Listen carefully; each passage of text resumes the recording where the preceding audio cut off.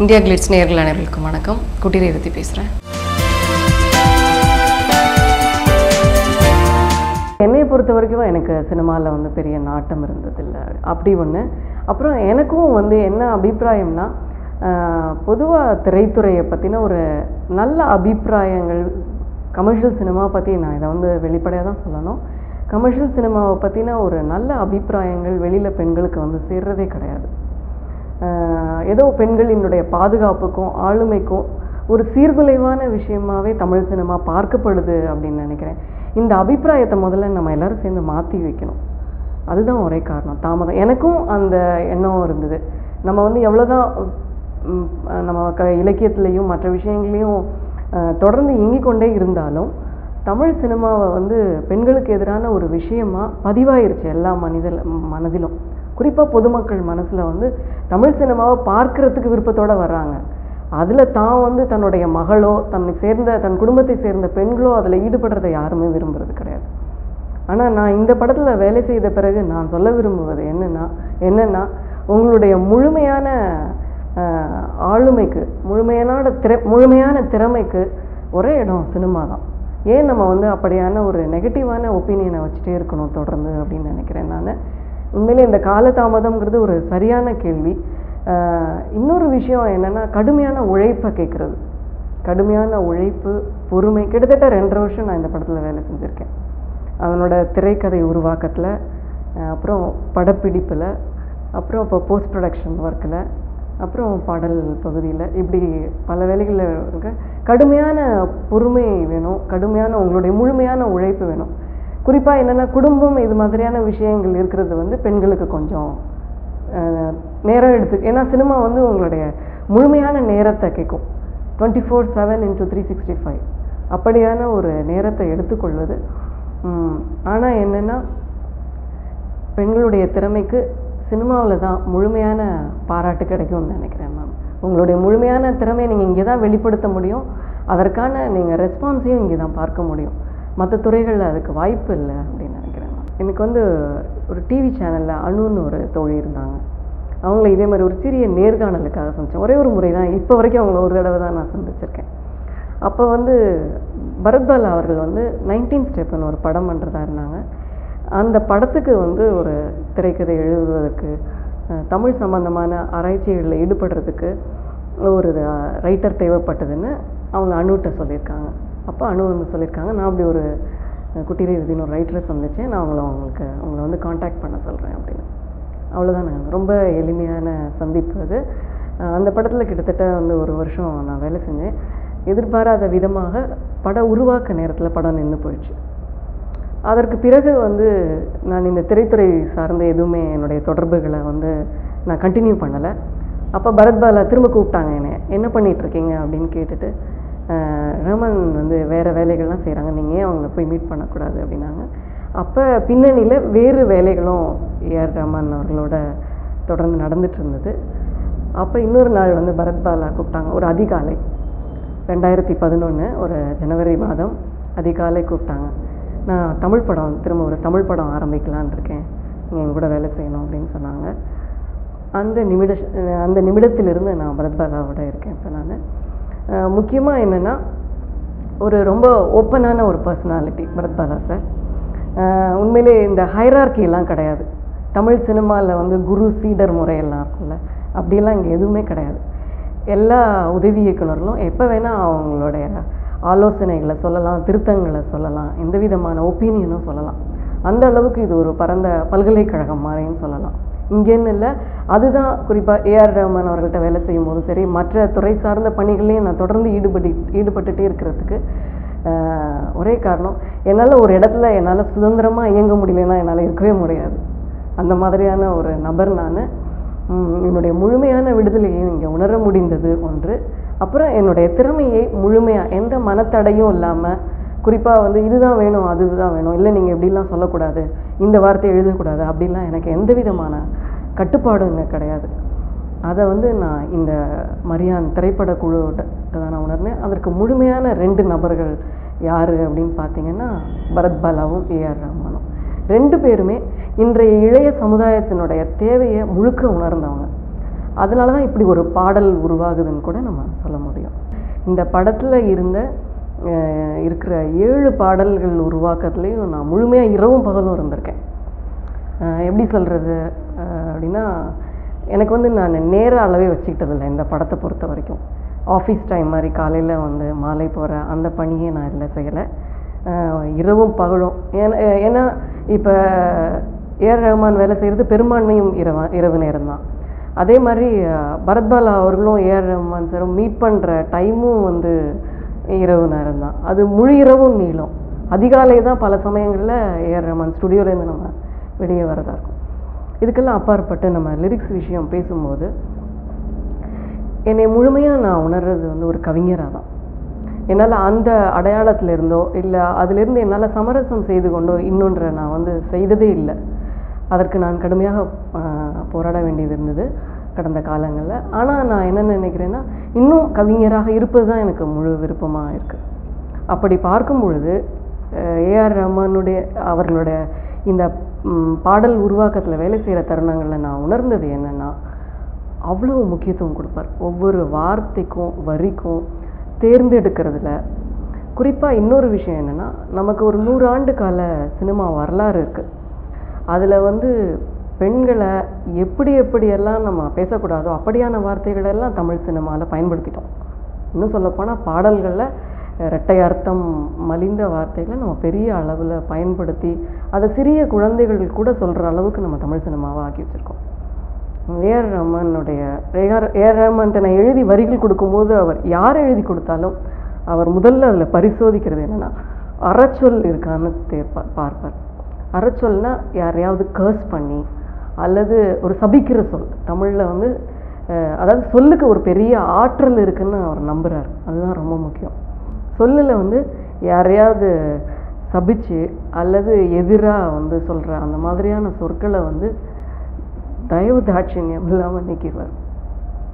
அவர் எந்த கேள்வியுமே இருக்காது. அதுக்கு அதை நான் ரொம்ப பெரிதும் மதிக்கிறேன். நானும் அந்த மாதிரி நானும் வார்த்தைகளுக்கு பெரிய வலிமை இருக்குன்னு நம்புகிறேன். கவிஞர் இல்லையா, ஒவ்வொரு வார்த்தைக்கும் ஒரு பெரிய அர்த்தமும் ஆற்றலும் இருக்குன்னு நம்புகிறவங்கன்றதுனால சார் ஏஆர் ரஹ்மான் அவர்கள் அதுலேருந்து வரிகளை தேர்ந்தெடுத்து அந்த பாடல் குறிப்பாக இயக்குனர் பரத்பாலா என்ன மாதிரியான எமோஷன்ஸ், கதாபாத்திரங்களுடைய எந்த விதமான உணர்வு நிலை அந்த பாட்டில் இருக்கோ, திரைக்கதையினுடைய எந்த நிலையில் அந்த பாடல் வருது அப்படிங்கிற விஷயங்களை கலந்து உரையாடி அதை நிலைப்படுத்துறது இருக்குல்ல, அதை செட் பண்ணுறது ரொம்ப அற்புதமாக இருக்கும். அது ரொம்ப அதில் ஈடுபடுறவங்களால தான் அதை உணர முடியும். உண்மையிலே அந்த ப்ளஷரை நான் ரொம்ப என்ஜாய் பண்ணேன் அப்படின்னு நினைக்கிறேன். நான் ஒவ்வொரு பாடல் உருவாகும் போதும் நான் என்னை முழுமையாக ஈடுபடுத்திக்க முடியுது. காரணம் என்னென்னா, ஏற்கனவே இயக்குனர் பரத்பாலாவோட விவாதங்களில் கலந்துக்கிறது, முழுக்க திரைக்கதை பணியில் முழுமையாக ஈடுபட்டதுனால துல்லியமாக ஒரு கதாபாத்திரம் இந்த இடத்துட்ட என்ன நினைக்குது, என்ன சிந்திக்குது, அதை என்ன பேசணும், என்ன கன்வே பண்ணணும் அப்படிங்கிற விஷயங்களில் இயக்குனர் ஏற்கனவே இதே அறையில் உட்கார்ந்து நாங்கள் நல்லா ஹோம்ஒர்க் பண்ணோம், நிறைய ஆராய்ச்சி பண்ணோம். அப்படி தான் சொல்லணும், ஆராய்ச்சின்னு தான் சொல்லணும். என்ன விதமான சொற்கள் இந்த பாட்டில் வரலாம், குறிப்பாக எந்த விதமான மிகையான கற்பனைகளும் இல்லாமல் பார்த்துக்கிட்டோம். பாட்டில் இந்த மரியான் படத்தை பொறுத்த வரைக்கும் நான் இது மிகையாகவே சொல்லலை, உறுதியாக சொல்ல முடியும். மிகையான கற்பனைகளோ புனைவுகளோ பாட்டில் இல்லாத மாதிரி பார்த்துக்கிட்டோம். நேரடியான உரையாடல். இப்போ நான் உங்கள்கிட்ட ஒரு உண்மை நடந்த சம்பவத்தை எப்படி சொல்கிறேனோ அதே மாதிரி பாடல் வரிகளை நம்ம அமைக்க முடியுமா அப்படிங்கிற முயற்சியில் கடுமையாக ஈடுபட்டோம். ஒரு உரைநடையில் அதே சமயத்தில் எளிமையாக ஒரு ஆணும் பெண்ணும் தன் காதலை பகிர்ந்து கொள்வதற்கு, அன்பை பகிர்ந்து கொள்வதற்கு, மகிழ்ச்சியை பகிர்ந்து கொள்வதற்கு என்ன மாதிரியான வார்த்தைகளை நம்ம பண்ணலாம். அப்போ இப்போ அந்த பாடல் நீங்கள் கேட்கும்போதும் அது உங்களுடைய பாடல் ஆகிடும்.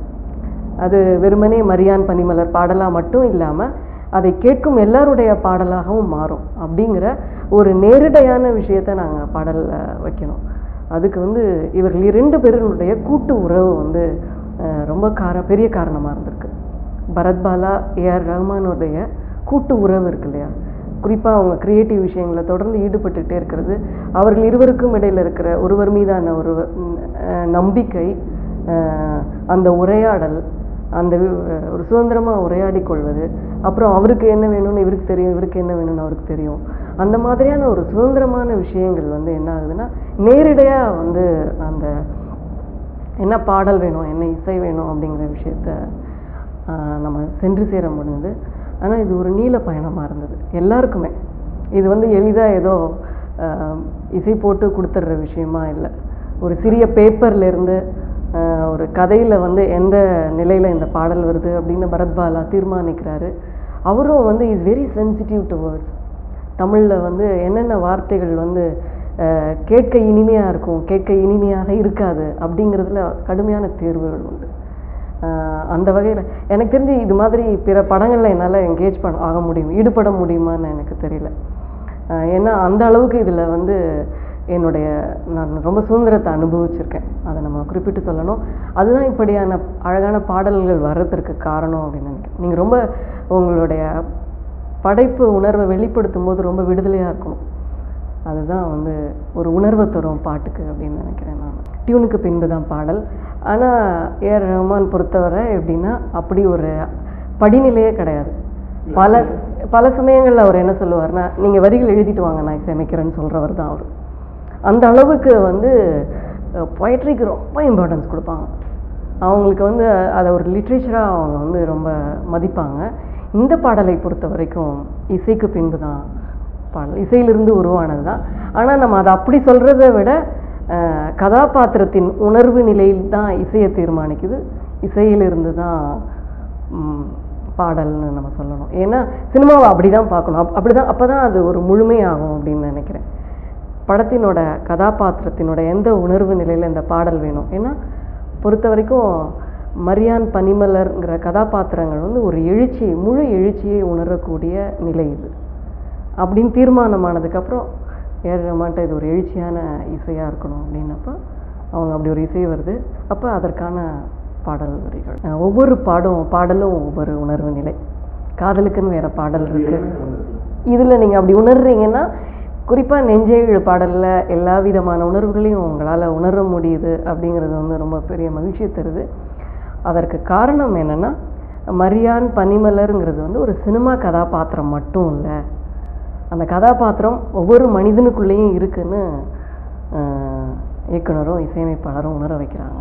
இல்லை, எல்லா பாடல்களுக்குமே எல்லாரும் இதே முக்கியத்துவத்தை கொடுத்துருக்காங்க அப்படின்னு நான் பார்க்குறேன். ஆனால் இந்த பாடலை பொறுத்த வரைக்கும் நான் ஏற்கனவே சொன்ன மாதிரி காதல், வலி, பிரிவு, உறுதி, எழுச்சின்னு நம்ம பேசுகிறோம்ல, இந்த பாடல் வந்து ஒரு எழுச்சியை கொடுக்க பாடலாக நம்ம வடிவமைச்சிருக்கோம். அதனால தான் அது வந்து கேட்கிறவர்களுக்கெல்லாம் ஒரு உத்வேகத்தையும் உற்சாகத்தையும், குறிப்பாக ஒரு புத்துயிர்ப்பை கொடுக்குற மாதிரியான ஒரு பாடல் அது. பாடல் வந்து நீங்கள் பார்த்தீங்கன்னா அதை நான் நல்லா நினைவு இருக்குது. டிஸ்கஷனில் பேசும்போதே எப்படி பேசணுன்னா, இந்த பாடலை கேட்கும்போது மரியானுக்கு மட்டும் இல்லை, பனிமலருக்கு மட்டும் இல்லை, உலகத்தில் எந்த மூலையில் யார் கேட்டாலும் அவங்க வந்து எந்த மாதிரியான சோர்வில் இருந்தாலும் துன்பத்தில் இருந்தாலும் அவங்க எழுந்து வர்ற மாதிரியான உணர்வை வந்து கொடுக்கணும். அதை வந்து இந்த கதாபாத்திரங்களுக்குள்ளே சீட் பண்ணணும் அப்படிங்க, இந்த கதாபாத்திரங்களில் விதைக்கணும் அப்படிங்கிறது தான் நோக்கமாக இருந்தது. ரொம்ப குறைவான சொற்களில் தான் ஏஆர் ரஹ்மான் சொல்லுவாங்க. எதுவுமே சொல்லும்போது நல்லா இல்லைன்னு சொல்ல மாட்டாங்க எதுவுமே. இதுக்கு ஒரு இன்னொரு 2 வரி நம்ம எழுதி பார்ப்போமா அப்படிமா, அது ரொம்ப நல்லாயிருக்கும். எதுவுமே நல்லா இல்லை அப்படின்னா நம்மளுக்கு தெரிஞ்சிடும். ஸோ நம்ம அப்படின்னு நல்லா இருந்ததுன்னா அது இமீடியட்டாக பாட்டாகிடும். எப்போதுமே நான் கவனிச்சிருக்கேன், யார்கிட்டையுமே யாரும் சொல்லும்போது அதே மாதிரி தான் பரத்பாலாவும். எப்படின்னா, they don't settle for the less. எதுவுமே அவங்களுக்கு ஒரு குறைந்தபட்சம் அப்படிங்கிற விஷயத்தோட முடிச்சிக்கவே மாட்டாங்க. எவ்வளோ மேக்ஸிமம் ஒரு விஷயத்தை வந்து அழகாக்க முடியும், ஒரு படைப்பாக்க முடியும். பாடலோட நோக்கம் நிறைவேறிடுச்சு அப்படின்னு நான் நினைக்கிறேன். நம்ம என்ன நினச்சோமோ, ஸ்கிரிப்ட் டிஸ்கஷன் அப்போ, பாடல் உருவாக்கம் அப்போ என்ன நினச்சோமோ அதனோட நோக்கம் நிறைவேறிடுச்சு. என்ன தோணுது அப்படின்னா, முழு எஃபர்ட் போட்டால் சில விஷயங்கள் சாத்தியமாகும் அப்படிங்கிற ஒரு விஷயம். இன்னொரு விஷயம் மகிழ்ச்சியாக இருக்குது. இல்லை, பொதுவாகவே எல்லா பாடல்கள்லேயும் வந்து முதல் வரியை வந்து ஏஆர் ரஹ்மான் அவர்கள் தான் தேர்ந்தெடுப்பாங்கன்னு எல்லாருக்குமே தெரியும். ஏன்னா அவங்க வந்து தொடர்ந்து பாடல்கள் வந்து சமூகத்தில் ஏற்படுத்துகிற தாக்கம், அந்த மாதிரியான விஷயங்கள் சமூகத்துக்கும் நம்ம குறிப்பாக தமிழ்நாட்டை பொறுத்த வரைக்கும் தமிழ் சினிமாவுக்கும் சமூகத்துக்கும் என்ன உறவு இருக்குது அப்படின்னு தொடர்ந்து உன்னிப்பாக கவனிச்சிட்டே இருக்காங்க. அதனால் முதல் வரி வந்து எந்த வரி வந்து நமக்கு ரொம்ப ஓப்பான வரியாக இருக்கும் அப்படிங்கிறத அவங்க தொடர்ந்து கவனிக்கிறாங்க. எல்லா பாடல்லையும் முதல் வரியை அவங்க தேர்ந்தெடுப்பாங்க. நீங்கள் எழுதியிருக்க வரியாக இருக்கும் அல்லது அவங்களே அவங்களுடைய இசை தாளலயத்துக்கு ஏற்றாப்புல ஒரு காயினேஜ் இது பண்ணுவாங்க, சஜஸ்ட் பண்ணுவாங்க, இந்த வரியிலேருந்து ஆரம்பிக்கலாம் அப்படின்னு சொல்லுவாங்க. முழுமையும் நீங்கள் பாட்டை எழுதிட்டு வாங்க நாங்கள் இசையமைச்சிட்றோம் அந்த மாதிரி இருக்கவே மாட்டாங்க. இயக்குனர் பரத்பாலாவாகட்டும் இசையமைப்பாளர் ரஹ்மான் ஆகட்டும் பெரிதினும் பெரிது கீழ் தான். அவங்க 2 பேரோட தாரக மந்திரமும் இதுன்னு நினைக்கிறேன். இன்னும் எவ்வளோ பெருசாக ஒரு விஷயத்தை இன்னும் எவ்வளோ விரிவாக்க முடியும், இன்னும் எவ்வளோ அழகாக்க முடியும் அப்படிங்கிறதுல 2 பேரும் விட்டே கொடுக்க மாட்டாங்க. அதனால் நீங்கள் பாடல் எழுதிட்டு வாங்க நாங்கள் இசையமைச்சு போட்டுக்கிறோம் அப்படிங்கிற விஷயமே கிடையாது. ஒவ்வொரு வரியும் ஒவ்வொரு வார்த்தையும் நுட்பமாக என்ன சொல்கிறது மெருகேற்றுவாங்க. இதை எப்படி பண்ணுறது அப்படிங்கிற ஒரு விஷயம் கிட்டத்தட்ட அது ஒரு கவிதை எழுதுவதான பணி மாதிரி தான் நான் பார்க்குறேன். நான் கவிதை எழுதும்போது எப்படி ஒவ்வொரு வரியும் நம்ம ரொம்ப கூர்மையாக கவனமாக எழுதுவோமோ அதே மாதிரி தான் பாடலும் உருவாகுது. இது எல்லா இடங்களிலும் சாத்தியமானு தெரில, எல்லா இயக்குனர் எல்லா இசையமைப்பாளர்களும் இப்படி அக்கறை எடுத்துக்கிறாங்களான்னு தெரியல. ஆனால் இங்கு வந்து மரியான் திரைப்படத்தை பொறுத்த வரைக்கும் பாடலும் இசையும் அப்படி தான் உருவானுச்சு. அப்பா வந்து நிறைய புத்தகங்களை அறிமுகப்படுத்துகிற ஒரு நபர் எனக்கு. நான் எப்போவுமே எழுத்தாளர் ஆவேன் அப்படின்னு நினைக்கல. அதான் எனக்கு நான் நல்ல சித்த மருத்துவர் ஆகணும்னு தான் என்னோடய கனவு இருந்தது. சித்த மருத்துவம் படித்தேன். எப்படின்னா ஒரு 2 வருஷம் திரும்ப அது கிடைக்காம போய் அதுக்கு ரொம்ப எஃபர்ட் எடுத்து சேர்ந்தேன். நான் சித்த மருத்துவம் படித்து அதனோட வேலைக்காக தான் நான் சென்னை வந்தேன். என்னுடைய பூர்வீகம் வந்து திருச்சி. சித்த மருத்துவ டெக்ஸ்ட் எப்படின்னா முழுக்க பாடல்களாக இருக்கும், செய்திகளாக இருக்கும். நீங்கள் எக்ஸாம் எழுதும்போதும் சரி வைவாலெல்லாம் நீங்கள் பாடல்களாக தான் கேள்விகளுக்கு பதில் சொல்ல வேண்டியது இருக்கும். அதனுடைய சித்த மருத்துவம் படிப்பதற்கே முதல் தகுதி என்னென்னா உங்களுக்கு தமிழ் மொழி தெரிந்திருக்கணும். அடிப்படையாக நீங்கள் முதல் மொழியாகவோ 2வது மொழியாகவோ படிச்சிருக்கணும். அப்போ அந்த மாதிரியான மொழி அறிவு வேணும், இல்லாமல் சித்த மருத்துவம் படிக்க முடியாது. என்னை அதுதான் என் கவிஞராக தூண்டியது அப்படின்னு சொல்லலாம்.